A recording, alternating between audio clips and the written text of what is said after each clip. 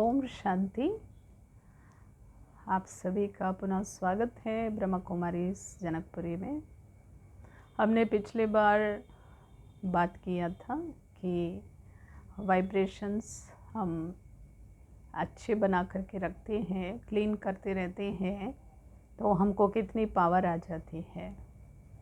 तो मैंने अपना जो फ्रैक्चर की बात थी, फ्रैक्चर होने के बाद with in half an hour मेरे को पेन नहीं हुआ, तब से कभी भी पेन नहीं हुआ। तो ये हम जो भी पुरुषार्थ करते हैं, एक प्रैक्टिस करते हैं, तो हमको वो अनुभूति हो जाती है, संस्कार के रूप में फील रहता है। वो जब हम बार बार अपने आप को सेफ रखना होगा, अपने को किसी के वाइब्रेशंस, नेगेटिव वाइब्रेशंस का प्रभाव हम पर ना पड़े। तो मैं आज ये बात करने वाली हूँ कि दुनिया में हम सब कुछ देखते हुए किसी का व्यवहार हमें अच्छा लगता है, किसी का नहीं लगता है, तो हम उसके बारे में ज़रूर सोचते हैं, बोलते भी हैं, वो हमारे अंदर छपता जाता है। तो कैसे हम इन बातों को छपाए ही नहीं, थोड़ा डिफ़िकल्ट लगता है ना। किसी ने अगर हमारे बारे में ये कहो या उनका किसी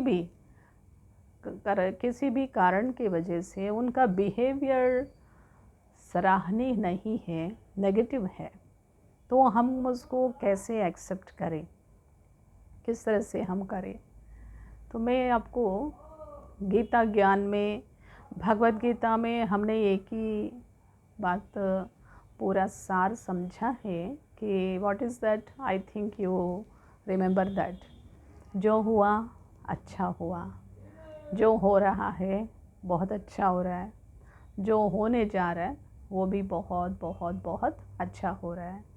तो इससे संबंधित मैं एक कहानी आपको सुनाना चाहती हूँ। जैसे कि आप सबको पता है, दुर्योधन, दुशासन और हिरण्याक्ष, हिरण्यकश्यप और रावण और कुंभकर्ण, इन्होंने विष्णु से नफरत किया और इनके साथ युद्ध किया। फिर उनके हाथों में वो मर गए। फिर उनका वहाँ पर विरोधी के रूप में उनका जन्म हुआ। आप सबको पता है कि इनके पिछले जन्म का क्या रहस्य है। एक बार ये वास्तव में देखा जाए तो विष्णु के द्वारपाल थे वैकुंठ में। तो वहाँ पर विष्णु का दर्शन करने के लिए संत महामुनि जाया करते थे। तो सनक सनादि मुनि वहाँ पहुँचे हुए थे। उस वक्त दोनों द्वारपाल वहाँ बाहर खड़े थे, ये दर्शन करना चाहते थे मुनि। तो उनको मना किया, उन दोनों ने कहा था विष्णु जी एकांत में हैं, वो रेस्ट कर रहे हैं, अभी आप उनका दर्शन नहीं कर सकते। फिर उनको रोका गया था थोड़ी देर तक, फिर इंतज़ार किया, फिर कहा कि फिर हम दर्शन करना चाहते, फिर भी उन्होंने ना किया। तो दोनों ऋषियों ने उनको श्राप दे दिया कि तुम इनके सामने रहते हो, रोज़ इनका दर्शन करते हो, तुम्हारे अंदर इतना घमंड है, और हम आए हैं इतने दूर से दर्शन करने, तुमने हमको मना कर दिया, तुम भी इनसे दूर हो जाओगे, ऐसे करके। तो जैसे कि ये बात हुई तो विष्णु जी बाहर आए और इन्होंने बताया कि इस तरह से इन मुनियों ने, ऋषियों ने हमें श्राप दिया, भगवान हम तो एक दिन भी आपके दर्शन के बिना रह नहीं सकते हैं, और इन्होंने कहा है कि हम आपसे दूर हो जाएंगे, तो ये हम बर्दाश्त नहीं कर सकते हैं, आपका दर्शन बिना हमारा जीवन क्या है। तो फिर जब इनको पूछा था, ऋषि मुनियों को बोला तुम कुछ तो करो इनके लिए। फिर उन्होंने कहा 3 जन्म विरोधी बन करके तुम 3 जन्मों में इनके पास आ जाओगे, नहीं तो 7 जन्म इनकी भक्ति करते करते तुम फिर 7 जन्मों के बाद धरती से फिर ऊपर आ जाओगे, ऐसे इनके पास आ जाओगे। ये तो इनके ऊपर है कि किस तरह से हमें अपना जीवन को हम चॉइस इनका है ऐसे। तो दोनों द्वारपाल ने फिर सोचा था कि 7 जन्म भक्ति करते हुए इनसे दूर कैसे रह सकते हैं, हम इतना टाइम दूर नहीं रह सकते इनसे। हम सिर्फ 3 जन्म इनके विरोधी बन करके हम 3 जन्मों में हम वापस यहाँ पर आना चाहते हैं। तो वही फिर रावण कुंभकर्ण बने थे। जब श्री राम का जन्म हुआ था, फिर श्री राम के हाथों में वो उनको मुक्ति हो गई। और दूसरा दुर्योधन दुशासन, और तीसरा ये हिरण्याक्ष हिरण्यकश्यप के रूप में। तो आप सोचिए किस तरह से यहाँ पर हमारे लिए, हमको तो लगता है ये अगर हम देखते हैं रामायण को देखते हैं या इस तरह से हम देखते हैं तो हमें क्या लगता है ये ठीक नहीं कर रहे ये लोग, इनका व्यवहार ठीक नहीं है।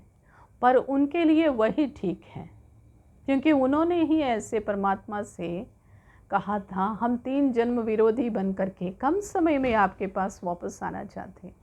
तो इसी तरह से अगर हम हर एक के जीवन में कुछ भी देखते हैं तो इनका व्यवहार ऐसा क्यों है, ये तो ठीक नहीं लगता है। पर उनके लिए वो ठीक होता है, क्योंकि उन्होंने, वो आत्मा ने डिसाइड किया हुआ होता है कि हम इस तरह से हमारे कर्मों का भुगतान करेंगे, हमारा व्यवहार ऐसा रहेगा। तो इसलिए परमात्मा हमें क्या कहते हैं कि बच्चे, आपने अगर किसी को भी पॉइंट आउट किया है कि ये व्यक्ति ऐसा क्यों कर रहा है, ऐसे थोड़ी करना चाहिए, तो हमें तो आगे पीछे कुछ पता नहीं है, हम प्रेजेंट को ही देखते हैं, कहते हैं इनको तो ऐसा नहीं करना चाहिए। पर उस आत्मा ने खुद ही डिसाइड किया, ये हमें अगर पता होता तो हम उसके प्रति पॉइंट आउट ना करते हुए हम शुभ भावनाएं रखेंगे, हम अपना वाइब्रेशंस को क्लीन रखेंगे। नहीं तो क्या है, हम उनके व्यवहार से प्रभावित होकर हम अपने जो व्यवहार है हम उसको बदल देते हैं, तो इससे हमें कितना नुकसान हो जाता है।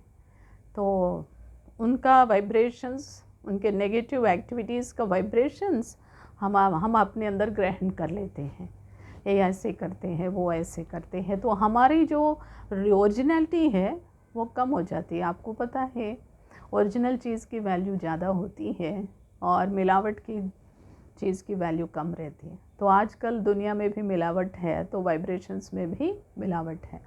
तो इसलिए हम इस बात का ध्यान रखें, कोई कुछ भी करते हैं ऐसा क्यों करता है, क्योंकि उस आत्मा ने वैसे डिसाइड किया हुआ है। उनके पिछले जन्मों की कहानी तो हम नहीं जानते, तो इसलिए हम अपने मन को सदैव प्रसन्न रखें, हमारे जो वाइब्रेशंस हैं अपने ही ओरिजिनल वाइब्रेशंस हम रखें। परमात्मा हमसे क्या कर्तव्य कराना चाहते हैं उसको हम कैच करने के योग्य रहे, ठीक है। इसलिए किसी को भी हम दोषी ना ठहराएं, ना किसी को भी हम गलत ना समझें, हम उनको भी अपनी तरफ से एक भाईचारे के नाते से, हम एक परमात्मा के बच्चे हैं, इस भावना से उनके प्रति भी शुभ भावनाएं हम रखते हैं, तो हम सदैव प्रसन्न रहते हैं, हम तनाव मुक्त रहते हैं, हम अपने एक्शन को बहुत बेहतरीन तरीके से हम कर पाते हैं, ठीक है।